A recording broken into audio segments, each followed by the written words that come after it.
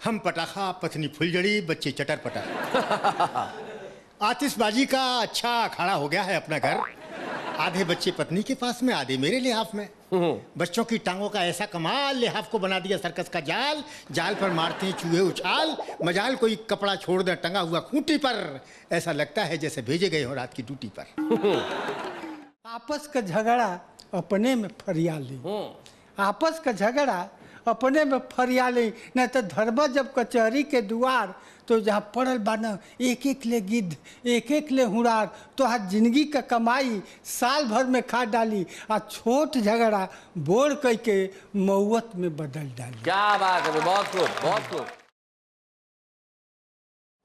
हम पटाखा पत्नी फुलझड़ी बच्चे चटर पटर। आतिशबाजी का अच्छा अखाड़ा हो गया है अपना घर। आधे बच्चे पत्नी के पास में, आधे मेरे लिहाफ में। बच्चों की टांगों का ऐसा कमाल, लिहाफ को बना दिया सर्कस का जाल। जाल पर मारते हैं चूहे उछाल, मजाल कोई कपड़ा छोड़ दे टंगा हुआ खूंटी पर। ऐसा लगता है जैसे भेजे गए हो रात की ड्यूटी पर।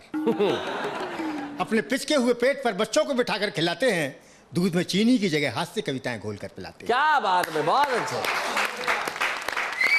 हम लोग जनगणना में लगे हुए हैं, पूरा देश जनगणना कर रहा है।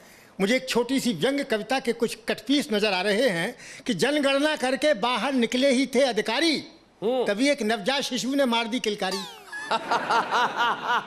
जनगणना करके बाहर निकले ही थे अधिकारी, तभी एक नवजात शिशु ने मार दी किलकारी। पलटकर द्वार की घंटी बजा दी, झुझलाकर बोले बाहर निकलते ही जनसंख्या बढ़ा दी। यदि आबादी की यही रफ्तार रही तो हम कितनी भी जनगणना करा लें, हम कितनी भी जनगणना करा लें, सभी फेल है, क्योंकि हमारे यहाँ जनसंख्या बढ़ाना आज का राष्ट्रीय खेल है। क्या बात है, वाह वाह वाह। तो बात पीने की चल रही थी, तो पी कर के देसी ठर्रा वे मंच पर जमे हैं। हाय हाय, सुनते हैं शायरी का मुंह डा रहा है। क्या बात है। पहला ही शेर छोड़ा वे मंच छोड़ भागे, डर घर की शेरनी का उनको सता रहा है। बच्चे हुए हैं 12, चेहरे पे बज रहे हैं, नक्शे कदम बताते अगला भी आ रहा है।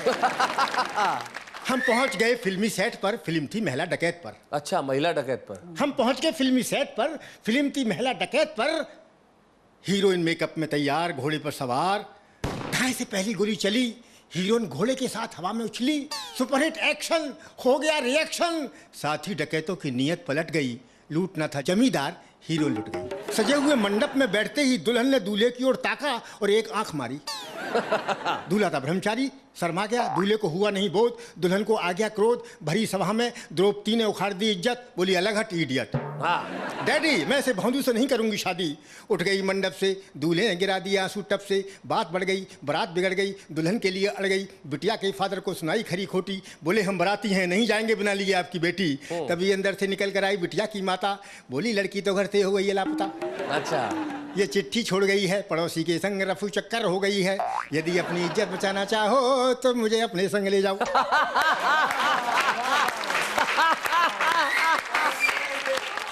चटमगनी पट ब्याह सुनकर प्रेम का ने कहा, चटमगनी पट ब्याह सुनकर प्रेम का ने कहा, कटमगनी हट ब्याह डायरेक्ट हनीमून परा।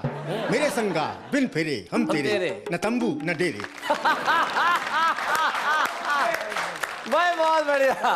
दुल्हन की हो रही थी विदाई, बार बार रोने के लिए कर रही थी ट्राई। बनावटी हिचकी ली पहली, तभी दुल्हन की माँ बोली पगली, यही रोने लगेगी तो तेरा सारा मेकअप धुल जाएगा, तेरी सुंदरता का राज खुल जाएगा। क्या बात है। सुनकर लड़की ने कहा, तब मैं क्या करूँ माँ, अरे तेरी अकल अभी तक मोटी है, रोएगा तेरा दूल्हा, तू क्या रोती है। मैं बहुत बढ़िया। शादी से पहले था लवर, शादी से पहले था लवर, शादी पर कहलाया वर, फिर हुआ ड्राइवर। जब वो ड्राइवर से मिस्त्री हो जाता है, अच्छा भला आदमी स्त्री हो जाता है। क्या बात है, वाह वाह वाह वाह, बहुत खूब बहुत खूब। पत्नी बनी ठनी, पति की पॉकेट की उड़ा दे सारी की सारी मनी, फिर भी रहे तनी, उसे कहते हैं पत्नी। पत्नी। दोस्तों इस तरह से हम लिखते हैं कलाम, और आपको सलाम, बहुत सलाम। क्या बात है, बहुत खूब बहुत खूब। पंचो जयराम जी की। जयराम जी की।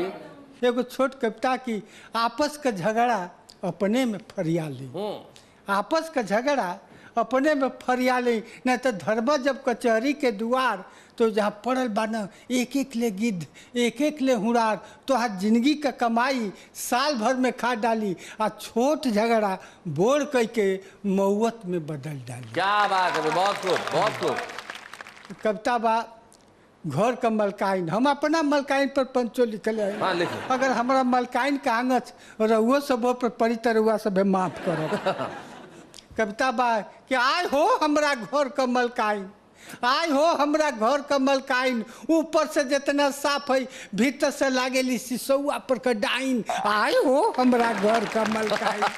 बहुते बहादुर है का पूछले बानी, हाँ। बहुते बहादुर है का पूछले बानी, बिलरियो भड़कावे त मरे उनकर नानी, अकेले घर पाव त काटेली चानी, आ खर्ची का अंजा सरकावेली दुकानी, ऐसे ना देखली हम घर में सनकाइन। आय हो हमरा घर।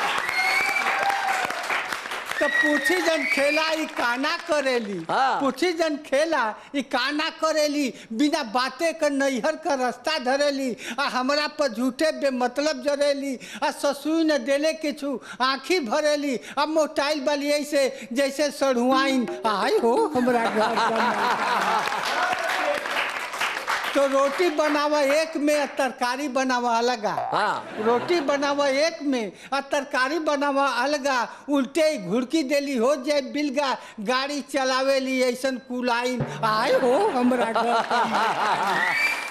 तो नारद का जैसन ई पाठ करेली, नारद का जैसन ई पाठ करेली, आंगन बटवाई के नाश करेली, आ 3-5 का हरदम ई चाल चलेली, आगे का जिंदगी अन्हार करेली, ऐसा नहीं मिलल वाली हमें गुरुआइन। आए हो हमरा घर का। तो भोर होत पीपर का धोवेली शोर, हाँ। भोर होत पीपर का धोवेली शोर, साँझ होत दयादिन से कर तोर मोर, तोर पुतवा चोर कि तोर पुतवा चोर, आ लड़त रह सजिएले कोई देली भोर, आ 1 नंबर के उतरल वाली घर में झगड़ाहीन। आए हो हमरा घर का। तो खही का बेरिया ई फुसफुस करेली, खही का बेरिया ई फुसफुस करेली, अपने समरों में गोबर भरेली, आ खैलो पियल कुल जहर करेली, ऐसा नहीं अपना के होनहर बनेली, आ रोज सोडा सबुने से आई जैसे होखा साहबाइन। आई हो हमरा घर का। तो कोनो नहीं तीरथ व्रत के छोड़ेली, हाँ। कोनो नहीं तीरथ व्रत के छोड़ेली, गरीबी हालत में कमर ही तोड़ेली, आ अपना पुतवा के घी में भोरेली, आ दूसरा का जन्मल देख के जरेली, कमौले ढेरी तक करेली किचाइन। आई हो हमरा घर का मलकाइन। इतने कविताई पर धैल लेलस बाई, इतने कविताई पर धैल लेलस बाई, उहे हम लिखिला जौन करेलू भलाई, आ बुझाते के कैसे हमें इज्जत तो पाई, कभी अगर मुंह देखी तो का करी कविताई, आ साफ लिख कविता भले लागी करू आइन। आई हो हमरा घर का। बहुत बढ़िया।